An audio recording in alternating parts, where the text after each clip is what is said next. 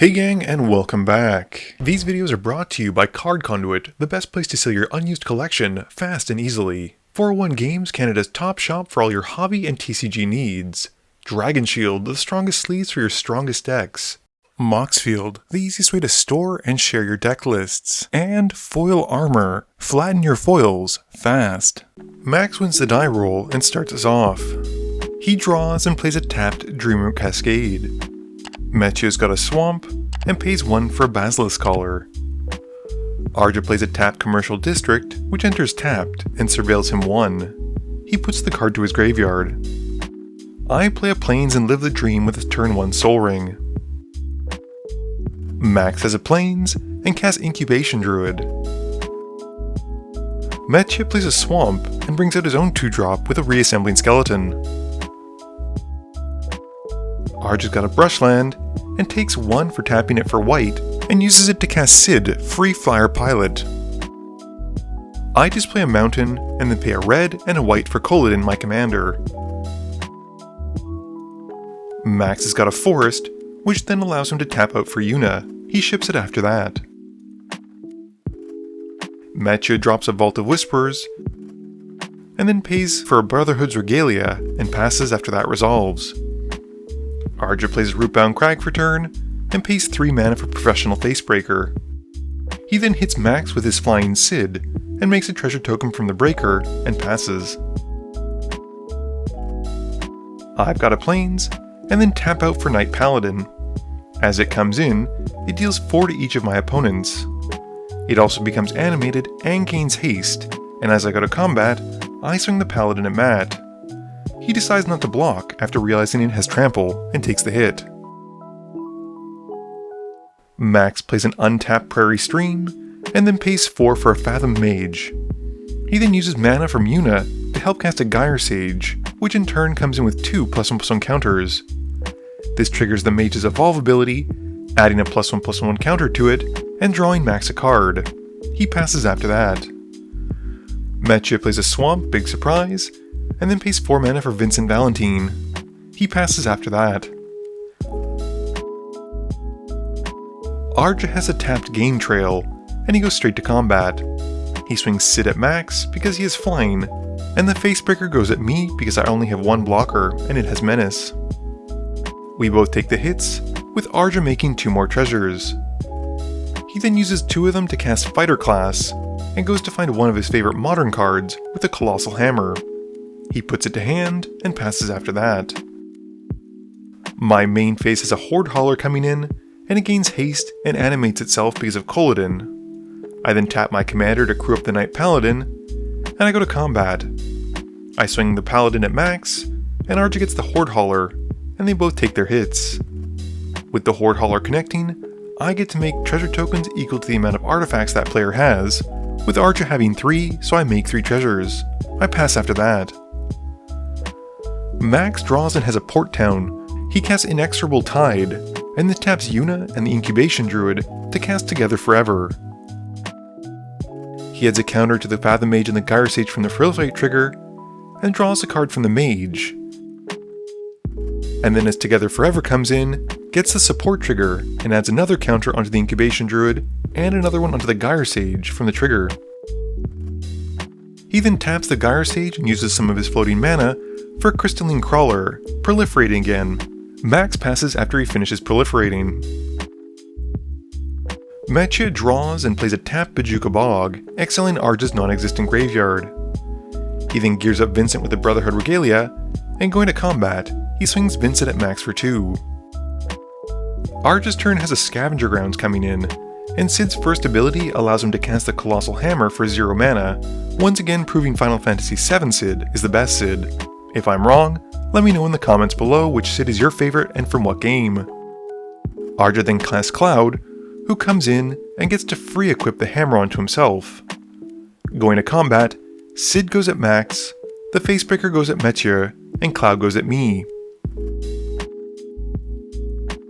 On attack, Cloud triggers and Arja gets a card, and since his power is over 7, makes him 2 treasure tokens. We all then take the hit, and Arja makes even more treasure tokens from the Facebreaker triggers. Arja's second main phase then has him joining the Vincent Club, with Vincent, Vengeful Atoner. He passes after that. I play a tap Needle Spires, and then pay 4 mana in my main phase for a Surge Hacker mech. As it comes in, I blast the Fathom Mage. With it targeting on the stack, Max removes a counter from the crawler to make a mana, and activates Together Forever, so as the Fathom Mage hits the graveyard, it's returned to his hand. With it dying, this triggers Vincent on Matt's side though, adding 4+1/+1 counters to his commander. The mech is also animated and becomes hasty as well, but I'm not done yet. I use the last 4 mana I have for a Nautiloid ship, once again exiling Arja's non-existent graveyard. I then use Kolodin to crew up the Knight Paladin, and tap the Nautiloid ship to crew up the Horde Hauler. I then swing the mech at Max, and the Hauler and Knight Paladin at Arja. Neither of them block, and I make more treasure tokens.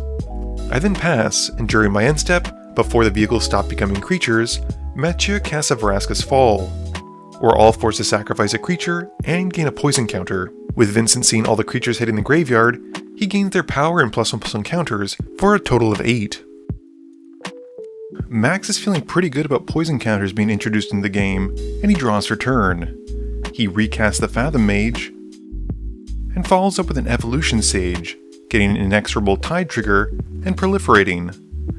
The Sage entering then evolves the Mage, and Max draws a card. Max then taps his Mana Dorks to help recast the Crystalline Crawler again, proliferating once more, and drawing from the Mage trigger. We then see Lulu Stern Guardian hitting the stack, and once again Max proliferates, adding more poison counters, more +1/+1 counters, and drawing again from the Fathom Mage. Max then plays an island and gets to proliferate again from the Evolution Sage's landfall trigger. He then removes some counters from the crawler to help cast Waka, proliferating yet again and drawing even more. Pretty happy with his turn, and I would be too. Max passes turn. Mathieu draws and is in a bit of a pickle with who to deal with. He starts his turn off with Shuldred, forcing his opponents to sacrifice 1 creature. At this point there's a discussion as to whether or not he should try and take out Max, but Max reminds Mathieu that with the amount of toughness he has, plus the Lulu trigger for a stun counter, and his having mana for the ward cost, Vincent will never untap again. Mathieu gives in to this hostile negotiation, and goes at Arja since Cloud is likely to become increasingly a problem, and surprisingly doesn't transform him on attack. With him connecting, Mathieu passes turn as Arja gets taken out. I untap and draw, playing a Plains for turn. With no easy way to crew up my board though, and nothing in hand that'll really impact anything, I just have to pass. Max plays a Flooded Grove for turn, proliferating as it enters from the Evolution Sage landfall trigger. This has me gaining a poison counter, and Max draws a card. He then casts Farseek, proliferating from the Tide again, and then goes to find a land and proliferating again with the Evolution Sage. Max then casts an Arcane Signet, proliferating once more, and continues to pump his board. He follows up with Freed from the Real on the Incubation Druid, and this allows Max to essentially make infinite mana. He's then able to use Lulu to help pump his board infinitely with proliferate triggers, making his creatures large enough that even if one of them connects with Mathieu or I, we're taken out. But Max also gets to draw as many times as he wants from the Fathom Mage. He does so until he finds the Walking Ballista, winning with the combo that would normally be done with Yuna, but this is a fun detour. Game review time. So this is one of our faster games, but that probably was because so many people were playing aggressive decks. Vincent, Kolodin, and Cloud all want to attack, and Yuna to some degree as well since she puts +1/+1 counters to make things bigger. I'll say the best card this game was probably Together Forever, since it allowed Max to save his creatures and then recast them and get more value to them later on.